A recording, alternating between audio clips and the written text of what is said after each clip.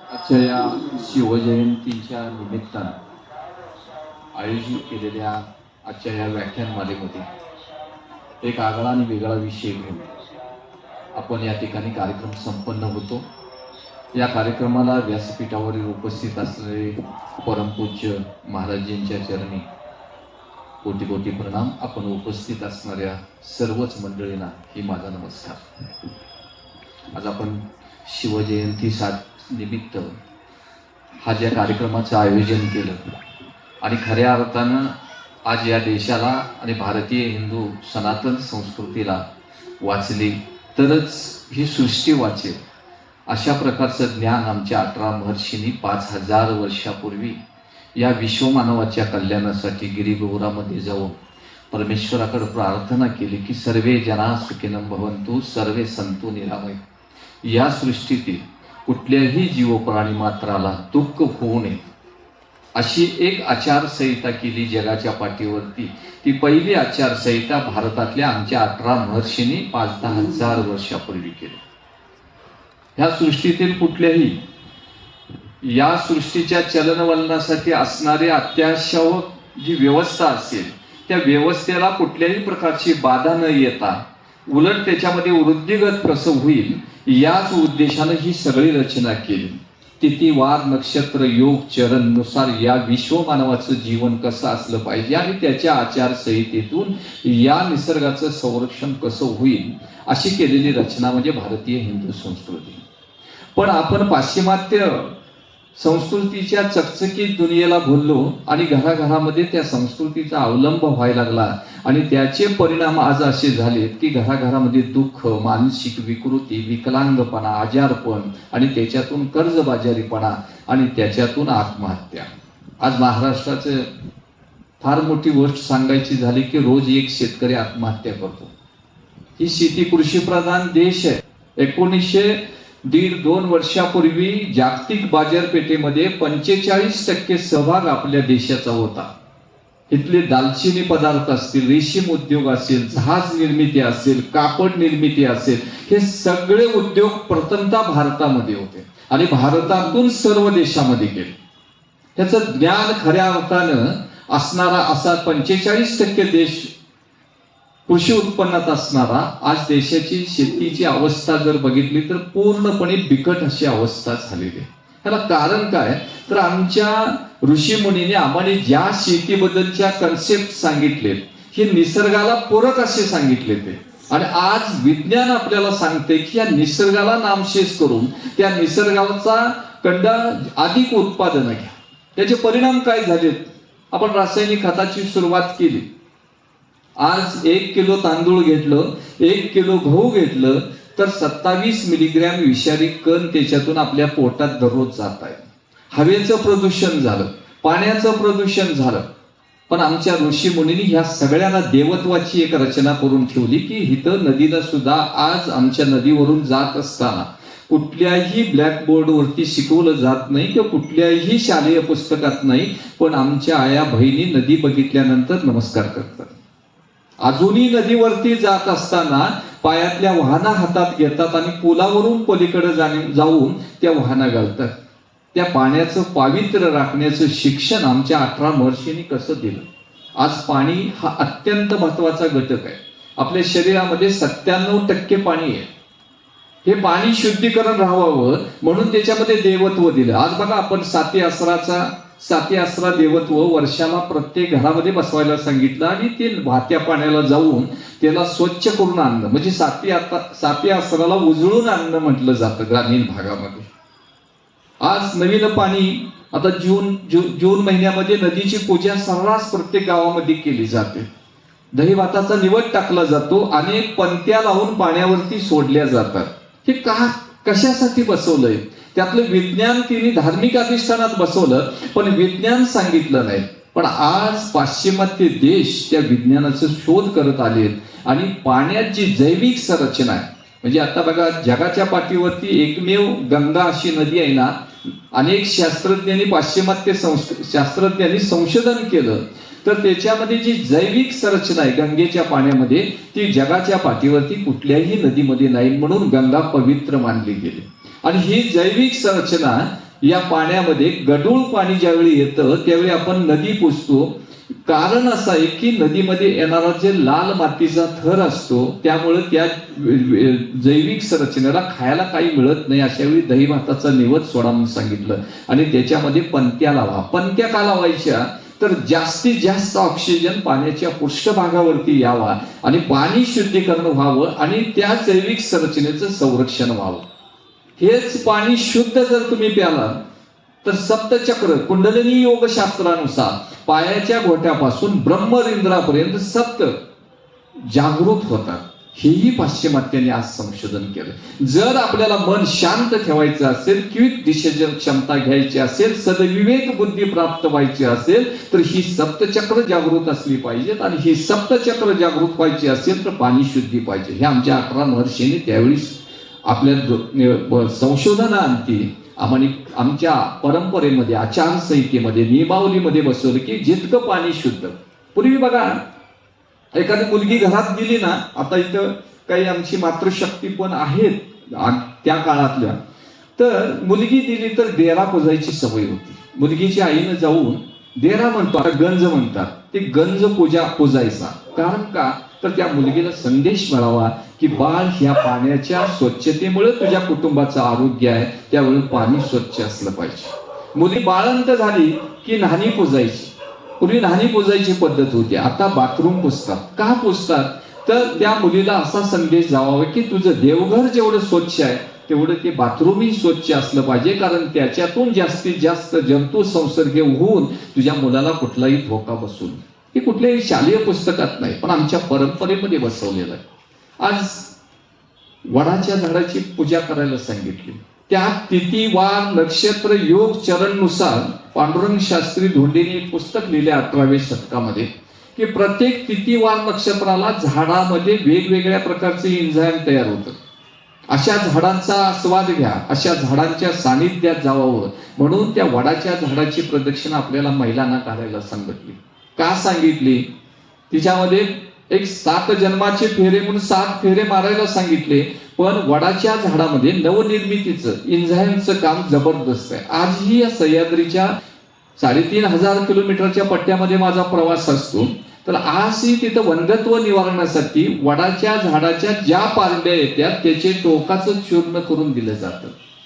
ही नवनिर्मिती, सशक्त, निरोगी, सत्वशील बालकं निर्माण करायची असतील नववधूंनी तर वडाच्या झाडाला फेऱ्या मारायला सांगितल्या. अशा अनेक गोष्टी आपल्याकडे परोपकार, सहसेवा, सहज भाव, करुणा, नम्रता ही विचारात तुमच्या येत नाही तोपर्यंत आम्ही मनुष्य तत्वातून देवतत्वाकडे जाऊ शकत नाही. आणि ही रचना कुठलाही आदेश न देता या आचारसंहितामध्ये बसवली. बघा, परोपकार वृत्ती बसवली. आमचा बैल शेतीमध्ये काम करतो, त्याला त्याच्यासाठी 1 दिवस दिला, 1 दिवस नागराजासाठी दिला. म्हणतात बघा, चला ग सया नारोळाला वाघोबाला पूजा. का नागराजाची पूजा करायची? कारण जी शेषनारायण आहे त्याच्या मस्तकावरती ही पृथ्वी फार पेरलेला आहे. दुसरी गोष्ट आहे की जी शेतीमध्ये उत्पादन निघतं हे जास्तीत जास्त नाशिवंत करण्याचं काम उंदीर करत असतात आणि एक साप वर्षाकाठी 500 उंदीर खातो.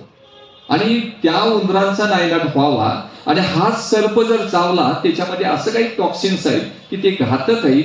या दोन्ही गोष्टीने विचार करून त्या नागराजाची पूजा करायला आपल्याला सांगितलं. प्रत्येक सणामध्ये आपल्याला असं सांगितलं. आमची आचारसंहिता असे बसवली की आहार कसा असावा, दिनचर्या कशी असावी, ऋतुचर्या कशी असावी.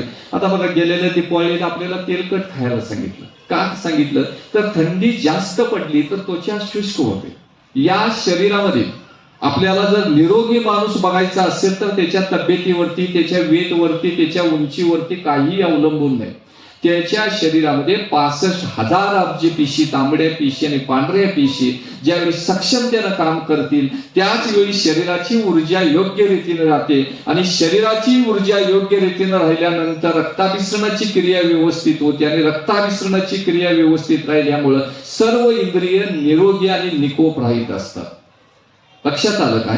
आणि मग ह्याचा परिणाम काय करतं? ज्या पेशी आहेत त्या पेशी या थंडीमुळं अकार्यक्षम होतात त्याच वेळी कोलेस्ट्रॉलचं प्रमाण वाढतं. बघा आता हार्ट अटॅक याचं प्रमाण जास्तीत जास्त थंडीच्या काळामध्ये असतं. रक्त गोठतं ज्याला आपण म्हणतो ना, ते व्हायचं नसेल तर पूर्ण अभ्यंग स्नान करा, तळलेले पदार्थ खावा.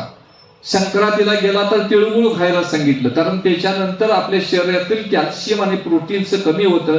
अशा वेळी संक्रांतीला तिळगुळ खायला सांगितलं. मृग नक्षत्रामध्ये शेवग्याची भाजी खायला सांगितली. आता शेवग्याची भाजी का खायची, तर पुढे येणारा पावसाळा असतो, वातावरण दमट असतं आणि शेवग्याच्या भाजीमध्ये जेवढं प्रोटीन्स आहे हरभऱ्यापेक्षा 8 पट प्रोटीन्स जास्ती आहे, दुधापेक्षा 10 पट कॅल्शियम जास्ती आहे. आणि त्यावेळी आपल्याला शेवग्याची भाजी खायला सांगितली, कारण येणाऱ्या दमट वातावरणामध्ये या विश्वमानवाची प्रकृती व्यवस्थित राहावी म्हणून. पाडव्याला लिंबाचा पाला, गूळ आणि डाळ खायला सांगितली. का सांगितली, जर बघा आपण थंडीमध्ये असतो, थंडीमध्ये काय होतं की थंडीशी मुकाबला देण्यासाठी शरीराची ऊर्जा वाढवावी लागते. अशा वेळी भूक जास्ती लागते.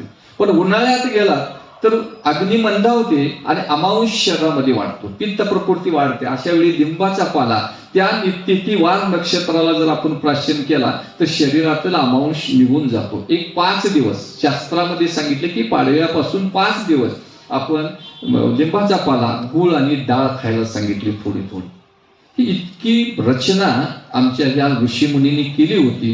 पण आपण ह्या पाश्चिमात्य संस्कृतीच्या चकचकीत दुनियेला भुललो, अंगीकारायला लागलो आणि आज आपल्याकडं स्टाईलची फरशी आली, बंगले आले, वाहनं वाढली, टीव्ही आला, फ्रीज आला, पण त्या घरात राहणारा माणूस व्यवस्थित राहिलाय का बघा. आज तुम्ही साधारण निरीक्षण करा. तुमचं घर मध्ये घ्या, ह्या बाजूची 5 घरं घ्या, ह्या बाजूची 5 घरं घ्या आणि तुमचं 11वं घर त्याच्यामध्ये घाला. किती जणांना बीपीच्या गोळ्या चालू आहेत बघा, किती जणांना शुगरच्या गोळ्या चालू आहेत बघा, किती जणांचे गुडघे बेंडिंग झालेत बघा, किती जणांच्या कमरेच्या चकत्या सरकल्यात बघा, किती महिलांचं सिझरिंग करावं लागतं बघा. जिच्या हाती पाळण्याची दोरी ती जगाला उद्धरी म्हणतो, ती स्त्री आज संरक्षणापेक्षा आरोग्याच्या दृष्टिकोनातून घातक आहे.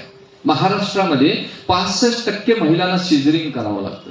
एवढा भगवंतानं आपल्याला निसर्ग निर्मितीमध्ये ऊर्जा, प्रजानिर्मितीचा फार मोठी संधी मात्र शक्तीला दिली. पण ह्या विज्ञानाच्या नावाखाली आम्ही आचरण केलं आणि 45,000 रुपये मोजल्याशिवाय माझं मूल म्हणून मांडीवरती घेता येत नाही. आता हे सिझरिंगचे दुष्परिणाम काय आहेत? सिझरिंग केलेल्या महिलेचे 10 तासांना आयुष्य कमी होतं, कारण जे कमरेमध्ये इंजेक्शन दिलं जातं ना ते 10 तासांना आयुष्य कमी होतं आणि होणारं मूल हे 10% बौद्ध्यांक लेवलनं मायनस जन्माला येतं. हे आज पाश्चिमात्यांनी केलेलं संशोधन. म्हणजे आज आमची मात्र शक्ती संरक्षणापेक्षा सुद्धा आरोग्याच्या दृष्टिकोनातून घातक वळणावर चाललेली. आजही मी सह्याद्रीच्या 3,500 किलोमीटर पट्ट्यामध्ये गेले 30-35 वर्ष फिरतो. आज मी तिथं अनेक महिला बघतो की 60-65 वर्षांच्या महिला 5-5 वच्ची लाकडाच्या मोळीची खाली आणून टाकतात.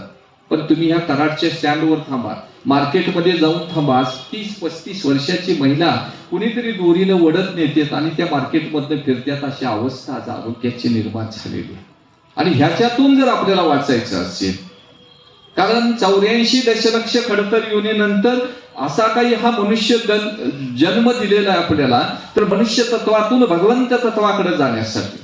पण ऍक्शनला रिॲक्शन ठरलेली आहे. या निसर्गाला जेवढा म्हणून दाबत ठेवण्याचा प्रयत्न कराल त्याच्यात 3 पट थप्पड आपल्याला बसल्याशिवाय राहत नाही.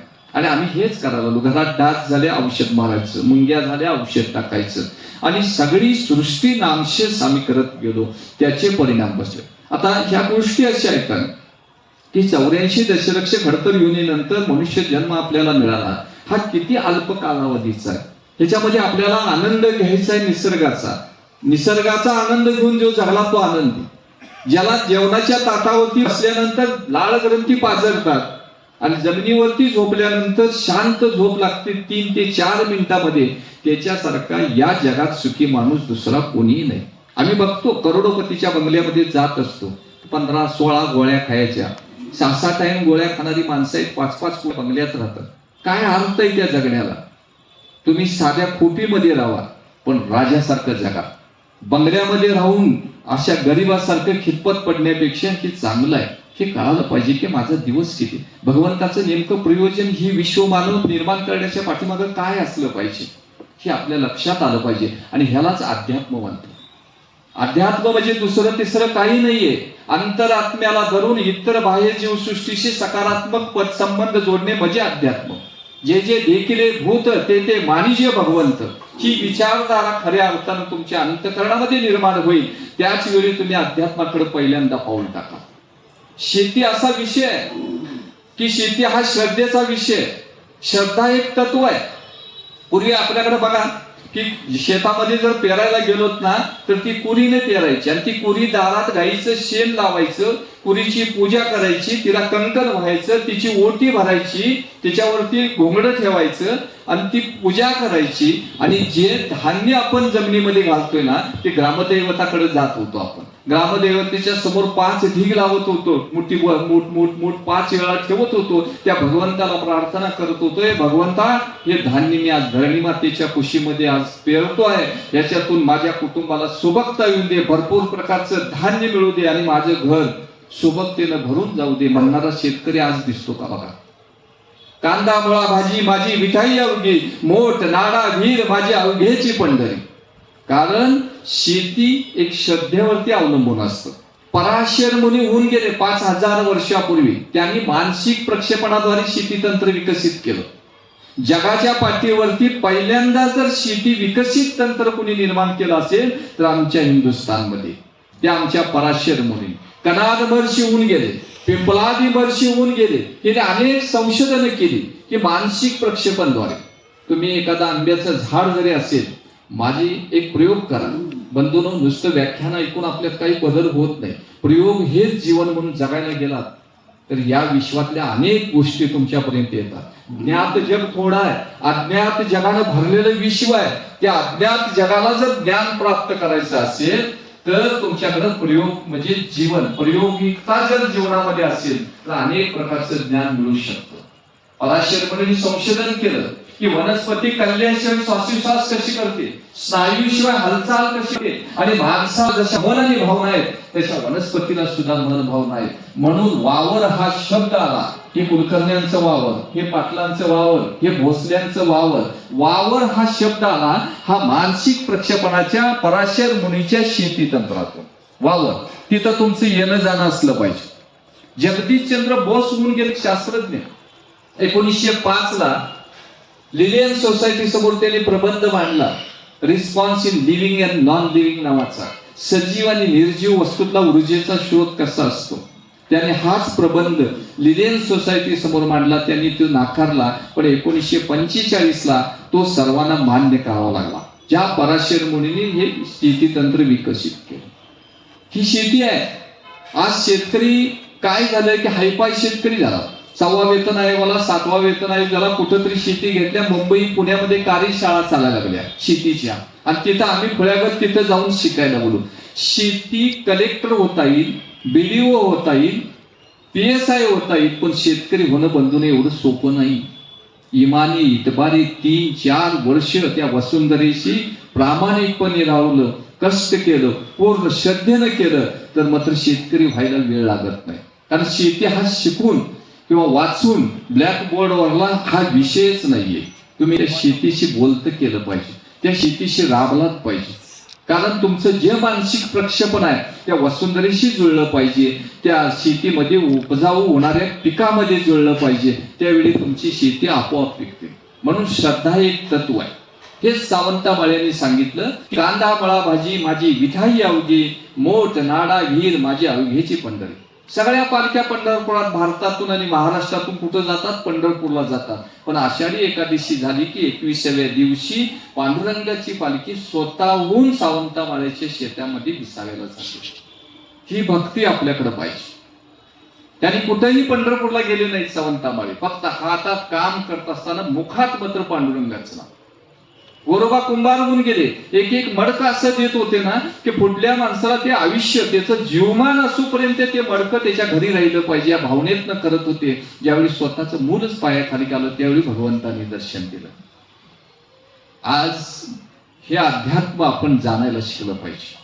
अध्यात्म त्याच्यामध्ये योग, अष्टांग योग साधना आपल्याला शेतीमध्ये कधी साधता येईल की शेती करत असताना जितकं काही तुम्ही त्याच्यावरती ओत प्रेत भराल साधी गोष्ट अशी आहे की आमच्या भारतीय संस्कृतीमध्ये जेवण सुद्धा आपल्या घरच्या घरी झालं पाहिजे. आज आमची शेतकऱ्यांची मुलं बघा, धाब्यावर जावा, सगळी शेतकऱ्यांची मुलं मिळतील.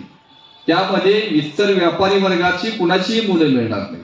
पण घरच्या घरलक्ष्मीनं जे जेवण केलेलं असतं ना, ते पूर्णपणे घराची परोपकार वृत्तीनं. पूर्वी बघा, काही वयस्कर माणसं असतील, आपल्या घरी चुली होत्या, त्या चुली गाईच्या शेणानं पोतीला मारलं जायचं, त्याला हळदी कुंकू लावलं जायचं आणि त्याच्यावरती भाताचं भांड शिजवत ठेवलं जायचं. पहिला होणारी 4 शीता अग्नीला दिली जायची आणि नंतर जेवलं जायचं. हे जेवण आज मी सांगतो तुम्हाला 25,000 रुपये ताट मिळत नाही. कारण ज्यावेळी आमच्या घरातली मातृशक्ती जेवण करते ना, त्यावेळी मुलांचा विचार करत असते, कुटुंबाचा विचार करत असते, सगळ्या गोष्टीचा विचार करते. त्यावेळी त्यांचं मानसिक प्रक्षेपण त्या जेवणामध्ये निर्माण होते आणि तशा प्रकारची वैचारिक धारणा घरातल्या अन्न खाणाऱ्या कुटुंबामध्ये होत असते. पण आज आम्ही धाब्यावरती जातो, धाब्यावरती जेवण. आज 6-7ला जर बघितलं तुम्ही या रोडला, घरात कोण जेवते का नाही ती अवस्था आहे. तिथं असणारे कामगार असतात, जे वेटर असतो ना, तो नोकरी करतो माझ्या मुलगीच्या शिक्षणासाठी, मुलग्याच्या लग्नासाठी, माझ्या शेती सोडवून घ्यायची त्याच्यासाठी. त्याच्यावर आपण दादागिरी करतो. ज्याच्या हातनं अन्न करून खायचं असतं त्याच्यावरच दादागिरी करून जेवला तर त्याचं विषात रूपांतरित होतं. ही सगळी मानसिकता आपल्याला प्राप्त करायची असेल, त्याने 4 वेद, 6 शास्त्र, 14 विद्या, 18 पुराण असतील, सर्व धर्मग्रंथांनी जिला देवत्व दिलं, त्या माझ्या गोमातेला अनन्य भावानं शरण जाणं, ह्याच्याशिवाय आता या विश्वमानवाच्या समोर कुठलाही पर्याय राहिला नाही. सगळ्या धर्मग्रंथांनी, ऋचा असतील, ऋग्वेद असेल, सगळ्या धर्मग्रंथामध्ये जिचा उल्लेख आहे. ज्ञानेश्वर माऊलींनी सांगितले की रिद्धी सिद्धी दाशी कामधेनु घरी.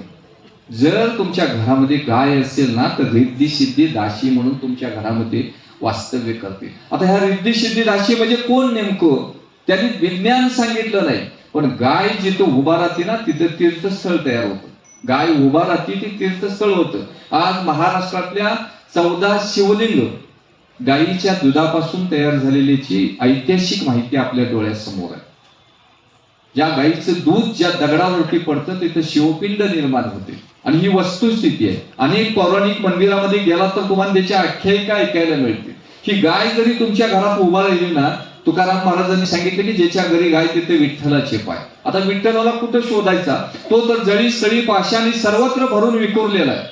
मग या विठ्ठलाला ओळखायचा कुठं, तर गाय घरामध्ये आली तर विठ्ठल आपोआप तुमच्या घरामध्ये येतो. गाय घरामध्ये आली, तिच्या कातडीतून गुगुल नावाचा द्रव्य पाजरतो. हा गुगुल नावाचा द्रव्य जर घरातनं पाजरलं ना, पूर्ण घराला पॉझिटिव्ह एनर्जी निर्माण करतं. गाय असा एक प्राणी आहे की ऑक्सिजन घेऊन ऑक्सिजन देतो. आज ऑक्सिजनची काय स्थिती आहे, आज सांगलीमध्ये 16-17% ऑक्सिजन आहे, कोल्हापूरमध्ये 30 गळत आहे, 14-15% ऑक्सिजन आहे. इतकं प्रदूषण झालं आणि हे प्रदूषण ऑक्सिजनचा पुरवठा आपल्या शरीराला न झाल्यामुळं पायाच्या बोटापर्यंत असणाऱ्या पेशींना सुद्धा ऑक्सिजन आम्हीच फुफ्फुसाद्वारे देत असतो.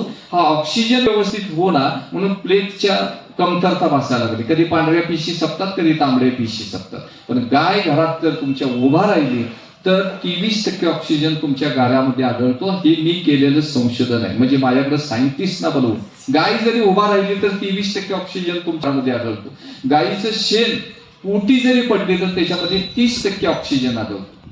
गायीचं शेण वाळलं तर त्याच्यामध्ये 45% ऑक्सिजन आढळतो. आणि गायीचं शेण जर तुम्ही जाळलं आणि तिची राख थोडी वस्त्रगाळ केली आणि तुमच्या पाण्यामध्ये जर टाकली तर पाण्याला प्युरिफायर करतं आणि ती राख तुम्ही जर घरामध्ये ठेवली तर 80% ऑक्सिजन आढळतो. हे विज्ञानानं सांगितलेलं आहे. पण आमच्या ऋषीमुनींनी सांगितले की गोमय वस्ती लक्ष्मी गोमूत्रामध्ये धन्वंतरी. त्या गायीमध्ये ऋग्वेदामध्ये एक ऋचा आहे. सर्व देवदेवत्यांना गोमातेनं बोलवलं की माझ्या शरीरामध्ये विराजमान व्हावं. लक्ष्मी म्हणाली मी जगाची पालन पोषण करणारी आहे. गोमाता सांगते म्हणजे काय झालं, मी शेवटीच जाणार. आणि शेवटी गेली. 2 दिवस लक्ष्मीला सांगितलं गोमातेने की तू माझ्या जवळ सुद्धा यायचं नाहीस, जिथं माझा नियम पाळला नाही त्यांना मी घेत नाही, जरी तू लक्ष्मी असतील. लक्ष्मीला वाटलं की सर्व देवाने विराजमान झाले आणि मी जर खाली राहिलो तर मला म्हणतील का. त्यावेळी तिने गोमातेची प्रार्थना केली की मला कुठेही स्थान दे, तू सांगशील तिथं. त्यावेळी गोमातेने सांगितलं की शेणाची पोटी पाठीमागं रिकामी आहे, ह्याच्यावरती तू विराजमान म्हणून सांगितलं. आज ते फोटो जर बघितला तर लक्षात येईल की त्याच्यामध्ये शेणामध्ये दिसते. पण गोमातेनं सांगितलं की तुझं लक्ष्मी आहेस, ते लक्ष्मीच राहणार. तू जिथं जिथं जाशील ना तिथं तिथं तुझे रूप दाखवशील. म्हणून आपल्याकडे दिवाळीला बघा गाईच्या गवळणी घालतो आपण, 5 दिवस गवळणी घालतो, 5व्या दिवशी पांडव घालतो. लक्ष्मीचं पूजन त्या दिवशी आपल्याकडे केलं जातं. डॉक्टर सल अल्बर्ट भारतामध्ये आले आणि त्यांनी संशोधन केलं की गाईच्या शेणानंच भारतात का सडे मारतात. भारतामध्ये सडे गाईच्या शेणानं आपण बघा पावसाळा संपला की हिवाळ्यात मारतो. का मारतो तर पावसाळ्यात पूर्ण आकाश निरभ्र असतं आणि अल्ट्रा नील किरण डायरेक्ट जमिनीवरती पडत असतात. अशा वेळी गाईच्या शेणानं तुम्ही सारवा. ते 6 फुटाच्या वर परावर्तित करण्याचं काम फक्त गाईचं शेण करतं. तुम्ही एक्सरे काढायचे असेल तर एका हाताला गाईचं शेण लावा आणि एक्सरे काढायला जावा. ज्या हाताला शेण लागलंय त्याचा एक्सरे निघत नाही. दुसरी गोष्ट आहे की पावसाळ्यामध्ये व्हिटॅमिन B12चं प्रमाण महिलांच्या शरीरातलं कमी होतं आणि व्हिटॅमिन B12चं प्रमाण कमी झालं की हिमोग्लोबिनचा कमतरता निर्माण होते. ती होऊ नये म्हणून त्यांच्या हाताला शेण लागावं. ह्या हाताच्या रिंद्रातून व्हिटॅमिन B12चं प्रमाण त्यांच्या शरीराला शोषणातून जावावं म्हणून दारामध्ये दोन्ही बाजूला गवळणी घालायला सांगितलं. ही अल्ट्रा नील किरण घरात येऊ नयेत म्हणून चौकटीच्या दोन्ही बाजूला रचायला सांगितलं. आणि आज मी 65% महिलांना हिमोग्लोबिनची कमतरता आहे. पण मी तुम्हाला चॅलेंज देऊन सांगतो की ज्या मात्र शक्तीचं गोमूत्र आणि शेणाला हात लागतंय त्यांचे हिमोग्लोबिन टेस्ट करून बघा. त्यांचे हिमोग्लोबिन हे योग्यच राहते. त्याला कारण काय की फक्त त्याला स्पर्श जरी केला तरी आपल्याला योग्य राहते. म्हणून तुकाराम महाराज सांगितले की ज्याच्या घरी गाय तिथे विठ्ठलाची पाय. हे ज्यावेळी गोमूत्र घरामध्ये तुमच्या पडेल, आज सांगतात 12 गोमूत्र मारा, किंवा आता पूर्वी आमच्याकडे पद्धत होती, मुलगी बाळंत झाली ना एक लोटकन त्याच्यामध्ये तुळशीचा पाला ठेवला जायचा, पायावर घेतल्याशिवाय आत कुणीही जायचं नाही. तिच्या फक्त गोमूत्राच्या गंध निर्मितीमुळे तुमच्या शरीरावर कुठल्याही प्रकारचे विषाणू असतील तर त्या गंध निर्मितीमुळे मारण्याची ताकद त्या गायीच्या गोमूत्रामध्ये. हे गोमूत्र जर घरात पडलं तर मेंदूमध्ये जे बीटा लहरी असतात, सदविवेक बुद्धी प्राप्त करून हार्ड डिस्कला डाटा भरण्यासाठी त्याचा उपयोग होता. त्या गोमूत्राच्या नुसत्या गंध निर्मितीमुळे तुमच्या बीटा लहरी तरतरीत होतात आणि विचार करण्याची शक्ती वाढते, क्विक डिसिजन क्षमता निर्माण होते. आणि अशी गाय तुमच्या घरामध्ये येईल ना त्यावेळी रिद्धी सिद्धी दाशी पाणी भरतील आणि पांडुरंग राहील.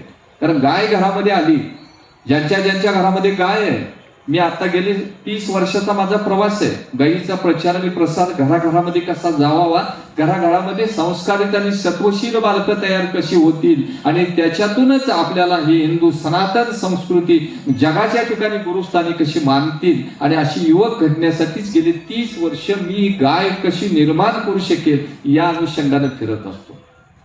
ही गोमूत्र, गाईचं शेण हे जर तुमच्या घरात पडायला झालं तर रिद्धी सिद्धी दानिशी होती. कारण आज तुमच्या गोळ्या किती वाजतात. मी आता 4-4, 5-5 वर्ष इंजेक्शन घेतलं नाही. माझे वडील 94 वर्षाचे 25 सूर्यनमस्कार काढत होते. पाटील साहेबांनी बघितले आमच्या विकासांनी 94व्या वर्षी सुद्धा 25 सूर्यनमस्कार काढायचे. आणि मी म्हणत होतो की जगात सुखी माझ्यासारखा कोण नाही. माझा वडील जर 94व्या वर्षी सूर्यनमस्कार काढत असेल, खडी बैठक करत असेल तर त्याच्यासारखा पुत्र कुठला दुसरा श्रीमंत आहे. ऐहिक आणि भौतिक सुखाच्या पाठीमागे लागून आम्ही ज्या पैशाला सुख मानायला लागलो, या गाडी घोड्याला सुख मानायला लागलो, हे अशाश्वत गोष्टीला सुख मानायला लागलो आणि तिथं खऱ्या अर्थानं आम्ही दुःखी झालो. हे अध्यात्म सांगतं आपल्याला. आता हरिनाम सप्ताह किंवा भागवत सप्ताहामध्ये गेला तर त्याचा मथित ज्ञानेश्वर माऊलींनी हेच आपल्याला सांगितलं की आपण दुःखी का आहोत. हे दुःख आपण जाणून बुजून आपल्याकडे स्वीकारलेलं आहे. आपला मुख्य उद्देश विसरायला लागलो. हे गायीचं गोमूत्र आहे. हे गायीचं गोमूत्र पिकावरती जरी मारलं तुम्ही तर जवळजवळ कीडनाशक आहे. कीड परावर्तक आहे आणि बलपुष्टीवर्तक आहे. जी 16 अन्नद्रव्य लागतात ना वनस्पतीला ती गायीच्या गोमूत्रामधून मिळतात. हे गायीचं गोमूत्र आहे. हे गायीचं गोमूत्र तुम्ही दररोज 25 मिली घ्या. गोमूत्र घ्यायला सुरुवात करा आणि बघा. आज कॅन्सरच्या फर्स्ट स्टेजच्या विळख्यातून जर वाचायचं असेल तर आपल्याला गोमूत्राशिवाय दुसरा कुठलाही पर्याय नाही. कारण अमेरिकेसारखा देश सुद्धा गोमूत्राचं पेटेंट घेतोय. त्याला कारण काय आहे तर त्या कॅन्सरवरती चालणारा तिचा उपयोग आहे, गुणधर्म आहे एवढ्यासाठी. हे गायीचं गोमूत्र सकाळी घ्या. आज बघा सगळ्यात मोठा विकाराचा जननी कोण असेल तर बद्धकोष्ठता. आज इथं बसणाऱ्यापैकी 50% लोकांना पोटा साफ होत नाही. कारण जितकं शौचाला साफ होईल ना तितका माणूस निरोगी राहतो, उत्साही राहतो, प्रोत्साहित राहतो. पण आज आम्ही काय केलं, आहारच बदलला आमचा. पिझ्झा, बर्गर, कोबी मंचुरी, 65 जेवायला गेलात ना की तिथं तुम्ही दह्याबरोबर कांदा खाणं आणि मटण खाणं. कांदा, दही आणि मटण जर एकत्र टाकलं तर ते विरुद्ध अन्न होतं आणि त्याच्यामुळं पोटाच्या सगळ्या घड्या बदलले. प्रत्येक जण पोतळ्याचा माणूस दिसतोय. मी सांगतो, तब्येत ज्याची खणखणीत कुणाची म्हणायची, नाकाला वळंबा लावला तर पायाच्या घोट्याला लागला पाहिजे, तिची तब्येत खणखणीत म्हणायची. ज्याला पोटा सुटतोय ते तब्येत नाही. अनावश्यक चरबी ज्यावेळी वाढते आणि तिचा बोजा घेऊन माणूस फिरतो ना, त्याच वेळी खऱ्या अर्थानं वात, पित्त आणि कपाला बळी पडत असतो. हे गोमूत्र रोज 25 ml घ्या. तुम्हाला सांगतो 10 ते 15 मिनिटात इतकं खळखळून तुम्हाला शौचाला होईल. कारण निसर्गाचा नियम आहे, आपण जर निरोगी आहे ते आपलं आपणच बघायचे. डॉक्टर काही उपचार तुमच्यावरती करत नाही, तुम्ही करा. ज्याला शांत झोप लागते, ज्याला शौचाला 10 मिनिटात, जसं तट्ट्याच्या भाताचं पोतं जसं होतं ना तसं पडलं पाहिजे. कारण मैथुना इतका आनंद शौचामध्ये आहे. बघा, तुम्ही एखाद्याला पोटाला साफ झाला आणि संडासच्या दारामध्ये जावा, ही 1 कोटी रुपयाची बॅग आहे एवढी घेऊन उभारा म्हणलं की नाही म्हणते, आज जाऊन येतो पहिल्यांदा. आणि ज्यावेळी तुमची मलप्रवृत्ती, आत आतडी स्वच्छ राहतील, त्याच वेळी तुम्हाला निसर्गातील चुंबकीय लहरी असतील, प्रकाश संश्लेषण असतील, ह्या सगळ्याच ग्राफ्शिंग कपॅसिटी वाढत असते. ही कधी तुमची मोठी आतडी आणि लहान आतडी स्वच्छता असेल तर. पण गाईचं गोमूत्र जर तुम्ही सातत्याने घेत राहिला तर आतड्याला कुठल्याही प्रकारचा अल्सर होणार नाही, कुठल्याही प्रकारचा अपेंडिक्स होणार नाही आणि दररोज शौच साफ होईल. आणि हे गोमूत्र ताजं घ्यावं. ताजं गोमूत्र घेतलं की नाही, तुम्ही एक प्रयोग करा. गाईचं गोमूत्र ताजं मिळाल्यानंतर एक 35 रुपयाचं थर्मामीटर टाका, 104 टेम्परेचर आढळतं बरं का गाईच्या गोमूत्रामध्ये. हे जर गरम पाण्यात तुम्ही 104 टेम्परेचरचं हातावर घेतलं तर पळता जातो. हे ताजं गोमूत्र ज्यावेळी तुम्ही घ्याल त्यावेळी फुफ्फुसातली विषाणू मारण्याची क्षमता गाईच्या गोमूत्रामध्ये. हे शरीरामध्ये गेल्यानंतर 5 मिनिटांमध्ये तुमची शरीराची इतकी ऊर्जा वाढवतं ना की तुमच्या रक्तातल्या रक्ताभिसरणात कोलेस्ट्रॉलचं प्रमाण जाळून काढतं. इतकी उष्णता शरीराची हिट वाढवतं. बघा, काही लोकांनी घेतलं तर तळवे गरम लागतात, म्हणून त्यांना मी सांगतो की कमी घ्या. हे कोलेस्ट्रॉल वाढतं, गती वाढली की कोलेस्ट्रॉल जाळून काढण्याची क्षमता आहे, पोटा साफ करतं. आणि तांब्रयुक्त गोमूत्र आहे. तांब्रयुक्त म्हणजे त्याच्यामध्ये तांब्याचा अंश असल्यामुळं वातावरणातल्या चुंबकीय लहरी जास्तीत जास्त आपल्या शरीरापत्र खेचण्याचं काम गाईचं गोमूत्र करतं. म्हणून गोमय वस्ती लक्ष्मी, गोमूत्रामध्ये धन्वंतरी. हे गाईचं गोमूत्र जिथं पडतं ना तिथं जप, तप, अनुष्ठान सगळ्या गोष्टी करण्यासाठी मन एकाग्र करण्याची ताकद गाईच्या गोमूत्रामध्ये आहे. म्हणून पूर्वी आपल्याला हे वापरत होते. गाईचं दूध आहे. गाईचं दूध, यक्षानं धर्मराजाला प्रश्न विचारला की पृथ्वी तलावरला अमृत काय. त्यावेळी धर्मराजानं सांगितलं दूध दुग्ध. आज ऑस्ट्रेलिया आणि न्यूझीलंडची पिरियाटिशियन आज सांगायला लागल्यात की गाईचं दूध खऱ्या अर्थानं अमृत आहे म्हणून. आज न्यूझीलंड आणि ऑस्ट्रेलियामध्ये मध्यंतरीच्या काळामध्ये शुगरचं प्रमाण वाढलं. 16 शास्त्रज्ञांनी 17 वेळा त्याचा सर्वे केला देशांचा की शुगर वाढण्याचं कारण काय. त्यावेळी त्यांच्या लक्षात आलं की ज्या जर्सी गाईचं दूध आम्ही घेतोय त्याच्यामुळे आमचं शुगर वाढलं. आणि त्यांनी आज न्यूझीलंड आणि ऑस्ट्रेलियामध्ये सगळ्या जर्सी गाई मारून टाकल्या आणि गाईचं दूध चालू केलं. आज आमचं भारत 16% जनसंख्या जगाच्या पाठीवरती आणि शुगरची राजधानी बसली. याला कारण आमची श्वेत क्रांती, विज्ञानाने केलेली श्वेत क्रांती. इकडं पैशाचं आमिष दाखवलं, इकडं तब्येती बिघडून टाकल्या. हे गाईचं दूध सांगतं. गाईचं दूध तुम्ही 1 लिटर दूध घेतलं तर अर्धा किलो मटण, पाऊण किलो मासळी आणि 12 अंडी यांच्यातून जेवढं उष्मांक आणि कॅलरीज मिळतं ना तेवढं उष्मांक आणि कॅलरी गाईच्या 1 लिटर दुधातून मिळतं. हे गाईचं दूध इतकं टॉनिक आहे.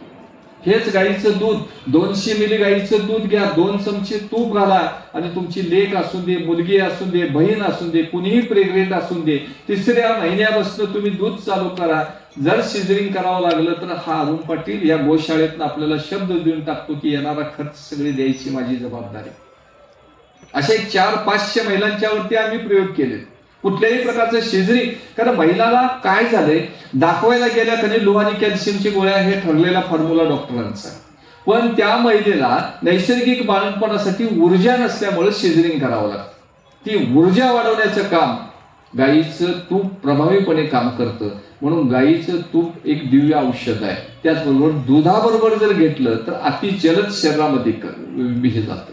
हे गाईचं दूध, लहान मुलं असतील तर गाईचं दूध द्या. आज 80% लोकांनी हाडं बेंडिंग आहे, या हाडांचं कॅल्शियम मिळणार. या कॅल्शियम जर प्राप्त करायचं असेल तर गाईचं दूध, WHO मत आहे की भारतामध्ये प्रत्येकानं 200 मिली गाईचं गोमूत्र घेणं आवश्यक आहे.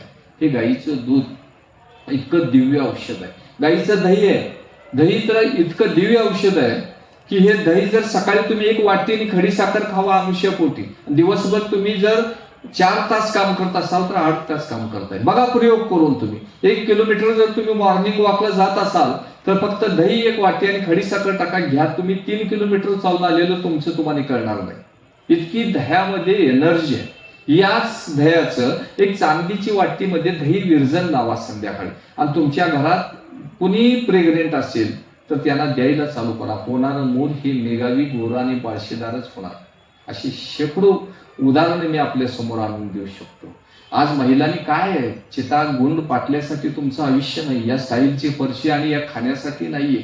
तुमच्या पोटी होणारी संतती ही दिव्य स्वरूपामध्ये निर्माण झाली पाहिजे. म्हणून राष्ट्रमाता जिजाऊचा आदर्श डोळ्यासमोर ठेवला पाहिजे. सूर्य आधी नमस्कार पूर्व दिशेला करावा, शिवा आधी दंडवत राष्ट्रमाता घालावा. आपण सांगतोय कितीतरी त्या लखोजी जाधवांच्या घरामध्ये अनेक प्रकारच्या त्रासाला सूट करून या ठिकाणी आल्या. महाराष्ट्रामध्ये चाललेला दुर्मी अत्याचार बघितला, हे गो हत्याचं प्रमाण बघितलं, या मंदिराची पडझड बघितली. त्या माऊलीने भवानी मातेकडे प्रार्थना केली, भवानी माते मला एकच दे, तुझ्याकडे मी काही मागणार नाही, माझ्या पोटी होणारी संतती याचा सगळ्यांचा विनाश करून हिंदवी स्वराज्याची स्थापना करणारी विभूती माझ्या पोटी घाल. त्यावेळी त्यांना डोहाळे सुद्धा असे लागले की घोड्यावर बसायचे, तलवारबाजी खेळायची, असे डोहाळे लागले पाहिजे. म्हणून आमच्या संस्कृतीमध्ये गाय पाळायची असेल तर पुरुष मंडळींना सांगून काही उपयोग होत नाही, कारण राजकीय व्यासपीठावर जाऊन माना हलवण्यापलीकडे त्यांचा उद्योग नाही. पण तुम्ही जर मनावरती घेतलात तर निश्चित करू शकतात. म्हणून भारतीय संस्कृतीमध्ये सांगितलं की यत्र ते नारीषु पूज्यन्ते रमन्ते तत्र देवता. ज्या घरामध्ये स्त्री सुखा समाधानाने आनंदी असते त्याच घरामध्ये ऐश्वर्य राहतं. म्हणून तुम्ही देवत्व आहे, पुरुषांच्या पेक्षा 2.5 पट आभा तुमचा आहे. जो ओरा म्हणतो ना, तो ओरा तुमच्याकडे आहे. भगवंतानं जन्मताच व्यवस्थापन कौशल्य देऊन तुम्हाला पृथ्वीवरती पाठवलंय. म्हणून भारतीय संस्कृतीमध्ये तुम्हाला देवत्व दिलेलं आहे. बघा, लग्न कार्य असेल तर देवकार्य करायसाठी 5 सुवासिनी पानाचे इड, घुगराची डाळ, हरभऱ्याची डाळ घालून जर गोल फिरला डावीकडं उजवीकडं तर तिथे विश्वशक्ती तयार होती. हे मोजण्याचं यंत्र सुद्धा पाश्चिमात्यांनी आज काढलेलं आहे. का लग्नामध्ये असं डावीकडं उजवीकडे फिरतात? एखाद्याची खापरी बसायची असेल, उंबरा पुजवायचा असेल, त्याच्यासाठी का महिलांनाच का सांगतात, पुरुष का पुजू शकत नाही? तर पुरुषांच्या पेक्षा आभा महिलांच्या अधिक आहे. आणि अनादी कालापासून अनेक देवदेवतांच्याकडं खोटे वर मागून घेतले. त्या टायमाला देवांना सुद्धा दानवांच्या विरुद्ध लढण्यासाठी स्त्री शक्तीलाच पुढे करावं लागलं. म्हणून आज स्त्रिया जितक्या घरामध्ये सक्षम आहेत तितकं संत जनाबाई मुक्ताई होऊन गेली. बघा, भारतीय संस्कृतीमध्ये मातृशक्तीचं जे योगदान आहे ना, की ज्ञानेश्वर माऊली एकदा टाकी म्हणजे खोपीमध्ये पालथीत डब पडले की मला ह्या जगाचं तोंड बघायचं नाहीये, त्या जगानं मला इतका त्रास दिला, यांचं तोंड बघायचं नाही. त्यावेळी 3 वर्षाच्या मुक्ताईनं ताटीचे अभंग केले की संत जिने व्हावे जग बोलणे सोसावे, स्वतः करुण विश्व तारावे, म्हणून संत अवश्य दाखवावे जना दाखवावे वर्तुने. त्या मुक्ताईनं सांगितलं की ज्ञानराजा, तुझ्यासारखी बरीच जण अशी खितपत पडलेली, त्यांना दिशा द्या. तू जर रुसून बसलास असा तर त्याला वाट कोण दाखवणार? आणि त्याच्यातूनच ज्ञानेश्वर माऊलीने ज्ञानेश्वरी सारखा ग्रंथ लिहिला. त्या महिलांचं योगदान, ज्या यशस्वी पुरुषाच्या पाठीमागे एखादी सक्षम महिला असते त्याच वेळी ते यशस्वी होतो. म्हणून ह्या गोपालनासाठी सुद्धा तुम्ही लक्ष दिलं पाहिजे, आरोग्याच्यासाठी लक्ष दिलं पाहिजे. आणि ही गाईचं दही असेल, ताक असेल, तक्रम शक्रस्य दुर्लभ. हे ताक इंद्र विश्वकर्माखंड स्वर्ग बांधला. त्या स्वर्गामध्ये दुःख नाहीये, भूक नाहीये, कुठल्याही प्रकारचं काही नाही, फक्त बसायचं जेवायचं सुद्धा नाही. स्वर्गाची व्याख्या सांगितली की तिथं तुम्ही समाधानी जगा. तो इंद्र सुद्धा पृथ्वी तलावावरती ताक प्यायला येत होता. तक्रम शक्रस्य दुर्लभ. हे ताक तुम्ही प्रत्येकाने घेणं गरजेचं आहे. मात्र शक्तीला ज्यावेळी प्रेग्नेंट असते त्यावेळी गुडघ्यावरती सूज येते, घोट्यावरती सूज येते, गालावरती सूज येते, त्यावेळी गाईचं ताक द्या. त्या गाईच्या गाय एक असा प्राणी आहे, चतुष्पाद सस्तन प्राणी, की तिच्या ताकासारख्या अमिनो ऍसिड्स कुठल्याही ताकामध्ये मिळत नाही. हे ताक तुम्ही वयस्कर माणसाला द्या. आता बघा, मातृदेवो भव, पितृदेवो भव, गुरुर्देवो भव. जो आई वडिलांची सेवा करत नाही तो अध्यात्मात पुढे जाऊ शकत नाही. अखिल विश्व ब्रह्मांड नायक त्या भक्त पुंडलिकाला भेटायला त्या ठिकाणी आले, ते फक्त आई वडिलांच्या सेवेसाठी. पण हे आपण विसरतो. आपल्याला बोटाला धरून चालायला शिकवलं, आपल्यासारखी बोलायसाठी बोबडे बोल स्वतः बोलले तिने. त्यांच्या वेळी आधार देणं गरजेचं आहे. त्याला काही देऊ नका, 2 ग्लास ताक दे. हे ताक जर दिलात तर दात पडायला चालू होतात 60-65 वर्षानंतर. अशा वेळी पचन संस्था व्यवस्थित होत नाही आणि पचन संस्था व्यवस्थित होत नाही. अशा वेळी वार्धक्याची गती वाढते. अशा वेळी ताक द्या. हे ताक काय काम करतं की अमिनो ऍसिड्स तुमच्या शरीरात इन्स्टंट वाढवतं आणि वार्धक्याकडली ताकद कमी करतं. ही ताक, दही, दूध, तूप ह्या गोष्टी आपल्याकडे असल्या पाहिजेत घरामध्ये. आणि उद्याचा काहीही विचार करू नका. परमेश्वरानं तुम्हाला आनंदी जगण्यासाठी पाप पुण्याचं मूल्यमापन करून आपल्याला विश्वमानवाचं जीवन दिलंय. हे सुखानं कसं जगता येईल ही दिशा देणारं जर कोण असेल तर गोमाता. जगाला तत्वज्ञान सांगण्याची शक्ती भगवान श्रीकृष्णाला कशातून मिळाली असेल? गोसेवेतून. किंवा साक्षात विष्णूला सुद्धा पृथ्वी लोकावरती जन्म घ्यावा लागला तो गोसेवा करण्यासाठी. या गोमातेचं इतकं अनन्य महत्व आहे. त्या गाईच्या कानामध्ये तुम्हाला सांगतो, पौष महिन्याच्या रविवारी तुमच्या घरामध्ये कोणी मुलगी सून गरोदर असून दे, पौष महिन्याच्या रविवारी 5 फेऱ्या मारायला सांगा गाईला. आणि मला होणारा मुलाचं कुंडली कशी निघते तेवढी सांगा. आज काय होणार आहे, बाजार म्हणलंय रामनवमी दिवशी माझा मुलगा झाला पाहिजे, मग त्या दिवशी सिझरिंग करायचं, चांगला मुहूर्त बघून सिझरिंग करायचं. आज किती आम्ही विज्ञानानं अधोगतीला गेलो. पण माझे चॅलेंज आहे की अशा महिलांनी पौष महिन्यातल्या रविवारी गाईला 5 फेऱ्या मारायच्या आणि त्यांची कुंडली मला दाखवायची. कुंडलीमध्ये सुद्धा बदल करण्याची ताकद गाईमध्ये.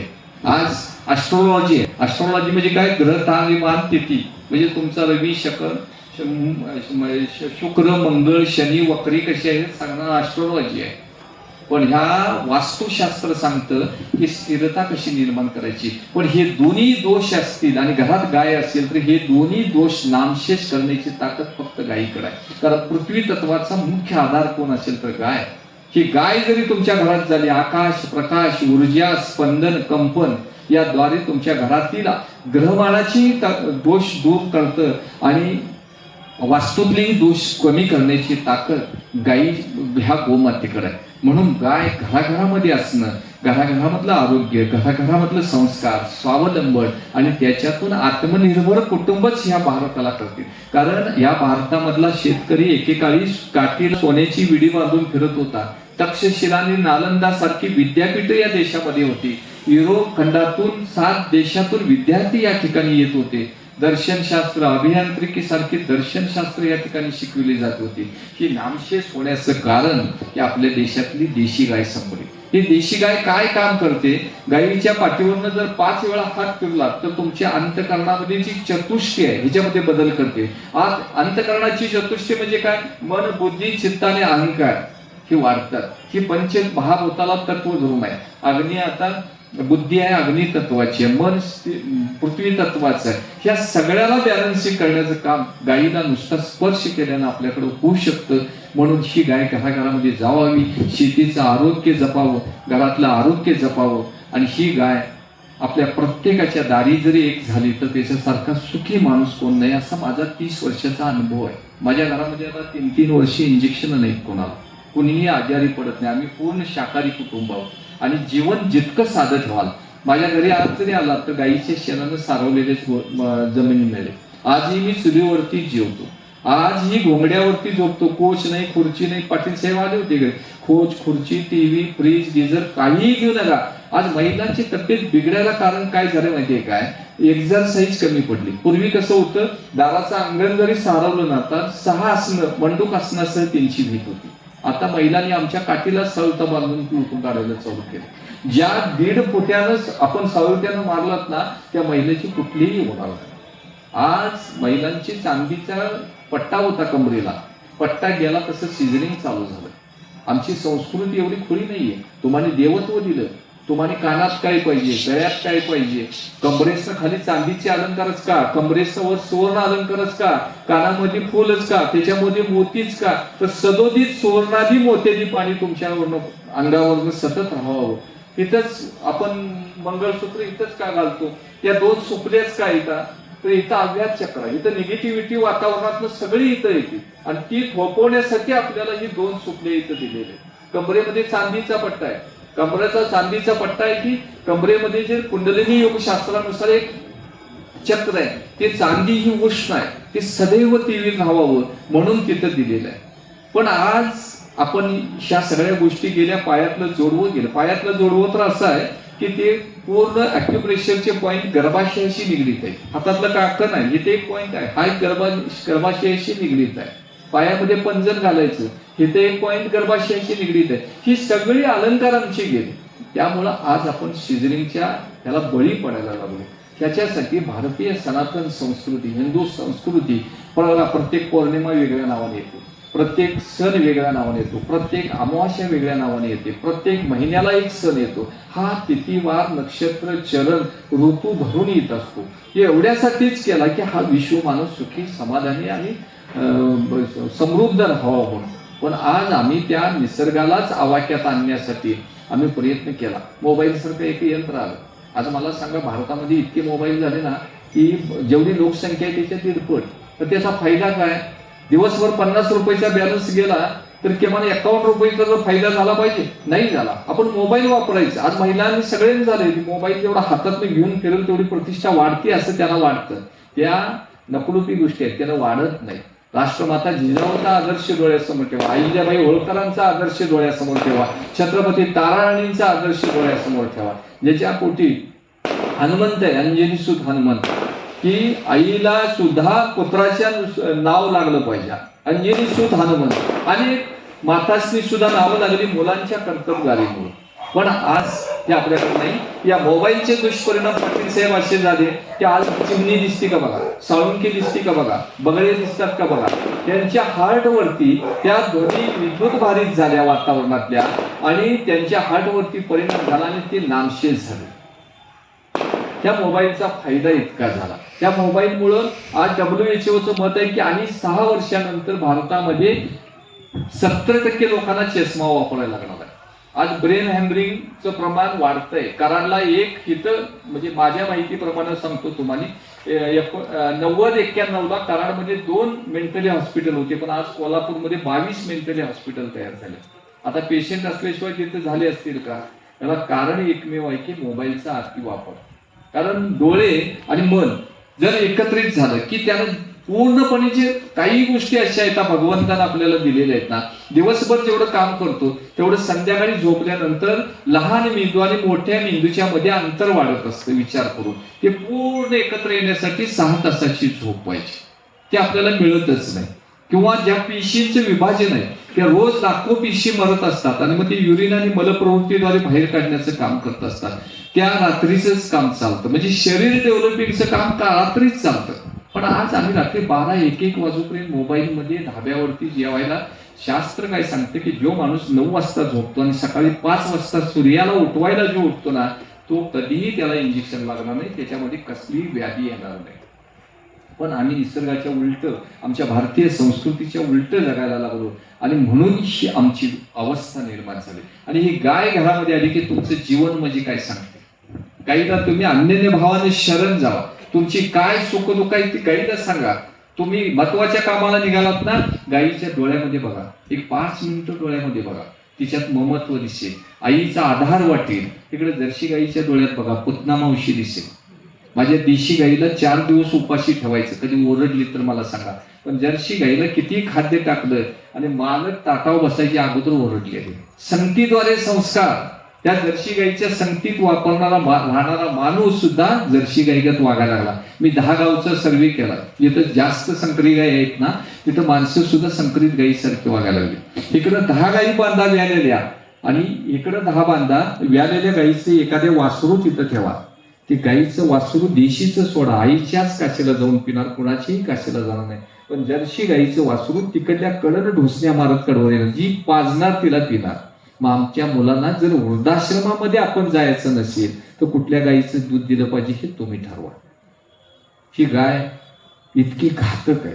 म्हणून देशी गाय एक घरामध्ये ठेवायची. बघा तुम्ही, अनेक विभक्त कुटुंब होत होती. गाय उभा राहिल्यानं 10 माणसाची कुटुंब एकत्र गुण्या गोविंदानं काम करतात.